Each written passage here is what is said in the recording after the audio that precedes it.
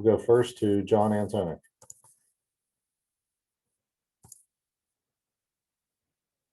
Unmute. This is for both of you. Well, give us a plan. Map out the plan. How you're gonna attack this with the NCAA tournament. What's the schedule from here to when you play? Start with Sean.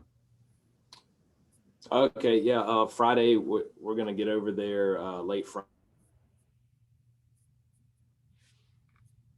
So that's not, we're not out of the woods there. We still have to do that, and then Saturday should just be a light practice day for Mark, and then Sunday is the official practice round at the Sagamore Club, and then we play he plays 18 Monday, 18 Tuesday, 18 Wednesday. So that's kind of the plan. Friday travel, Saturday light practice at a different course. Sunday will be the official practice round, and then 54 holes starting on Monday. Imagine getting on the course will be important to figure out where you need to be in all the different holes. Yeah, I think I'll let Mark talk about it, but what I've seen of the course, I believe it suits Mark's game very well because same grass types, kind of wide open off the tee. I think length is going to be a really big advantage at this course, as opposed to going somewhere down south, that's a little bit tighter, a little more tree line. This is more open. Same grass types that he's used to in Western PA.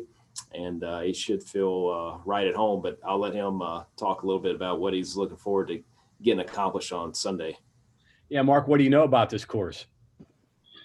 Really just kind of the flyovers the coach sent me. I think that he hit the nail on the head though with some of the traits of this golf course. I think that playing on bent is big for sure. So that will be sort of comforting, I guess. It won't sort of be out of the ordinary for me. And then as far as distance goes, I think coach is right. I think that somebody that's got a lot of speed is probably going to play well next week. You almost have to take this as like a qualifier approach because you don't have your team with you. Is that how you go about this?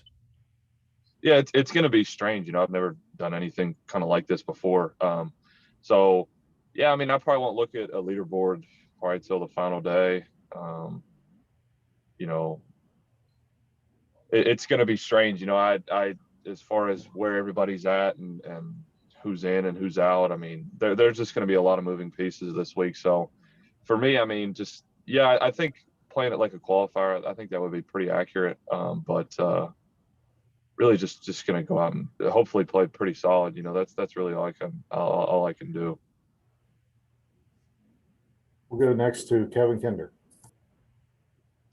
You mentioned Coach Covich had sent you flyovers, and I'm sure you look at course layout, course map. From that, then, do you develop a plan for how you play your practice round and what you want to do and work on? And then second part of that, I guess, after that practice round, how often does that adjust the way that you're going to attack the course when you actually play it in competition? Yeah, I think that some of the flyovers and stuff like that, and some pictures of the golf course really just kind of, I guess, familiarize myself with kind of the way it's going to look. And then as far as throughout that practice round, that's kind of when I develop sort of a game plan, with the way I'm going to go about, specific stretches or different holes. It's pretty much after we get done with that practice round, it's kind of when the plan will be sort of set in place.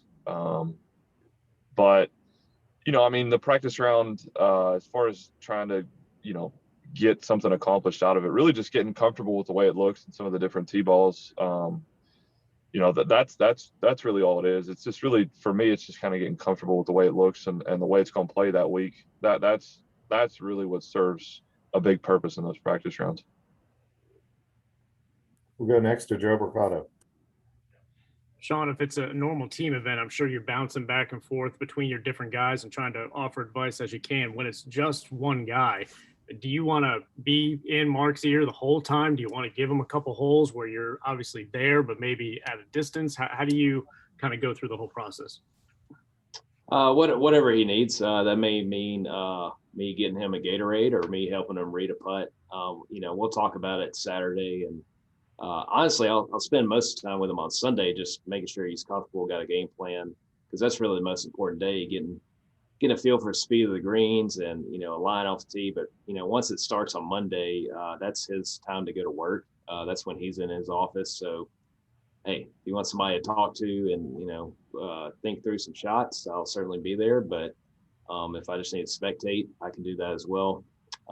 Just because I know how golfers are, and that's your job. You're at work from number 1 tee to number 18 green. So, whatever he needs from me, that could be a lot or it could be a little. We'll talk about that. But definitely have a lot of trust, and just looking forward to Mark playing, and the way I view it, this is just a great opportunity for him, because you got some of the best amateur golfers in the world playing here. A couple of Walker Cuppers. I know at least 3 are going to be there. 2 from Texas, 1 from Minnesota. So whatever Mark does this week is only going to help his world amateur golf ranking, which is kind of our goal here at West Virginia, to improve that, let him compete against the best. So, whether that's a top 30, a top 20, top 5, a win, and, he's only going to help himself. So looking forward to seeing him, kind of take advantage of this opportunity. We'll go next to Ryan Pritt. I got kind of a question for each of you. Sean, you first. Getting an individual qualifier. I mean, how big of a feather in the cap of this program is that? How much does that help as a selling point for recruiting as you move forward? And then after you're done, Mark, does that add anything importance-wise to it, knowing that you're the first to kind of accomplish that at West Virginia? I think Mark would say the same. I mean, we wish we were going over there with 4 or 5 other guys, and I know Mark feels the same way. But it's still quite an accomplishment, just considering where we started a few years ago. And then, when Mark's class came in, that freshman class, we had some good players here already. I mean, Max Sear and Etienne Papineau, just to name a few. There were certainly more. But when Mark and that group showed up, it was really, a really talented class that I knew was going to do something special. And it's been fun to watch Mark develop and get to this point. It certainly helps in recruiting, because we say, hey, we're going to have some sort of postseason appearance, whether that's the team, which, we feel really good about next year. We're really close this year, or an individual. We got some of the best players in the country. Look at Mark Goetz, so it definitely helps kind of validate our program, what we've been doing the last, I guess, half decade now. Yeah, I think that, I think, like I said before, it's a little bit strange, not having sort of the team there with me. But, I really just try to do my part this year, and to help us make postseason as a team. And, I think making it as an individual is, it's cool. I mean, it's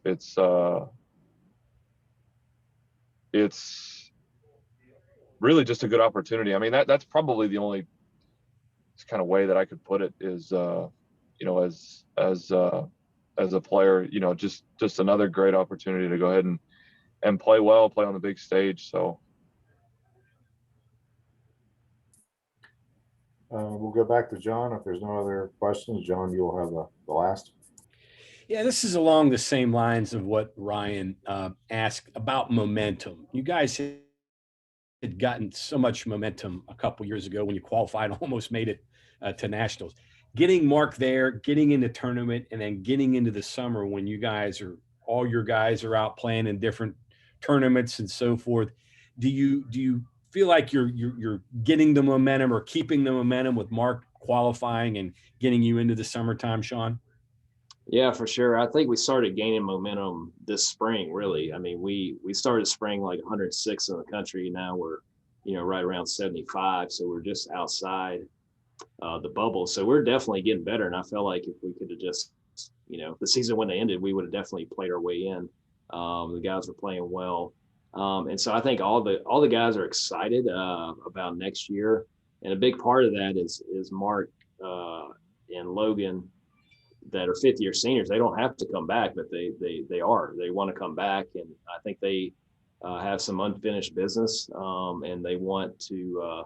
I mean, you only get to play team golfs, for so many years, and so it's a great opportunity for Mark and Logan to come back. And so, I think what Mark accomplished this year, winning our home tournament, playing well at several big time events, and earning this for the first time as an individual for our program, is really the guys see that, kind of rally around it, and that sort of motivates them.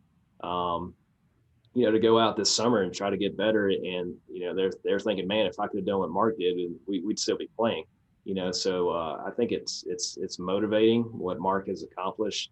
And, but at the same time, there's still that feeling. It's like, man, I wish, the team could be there.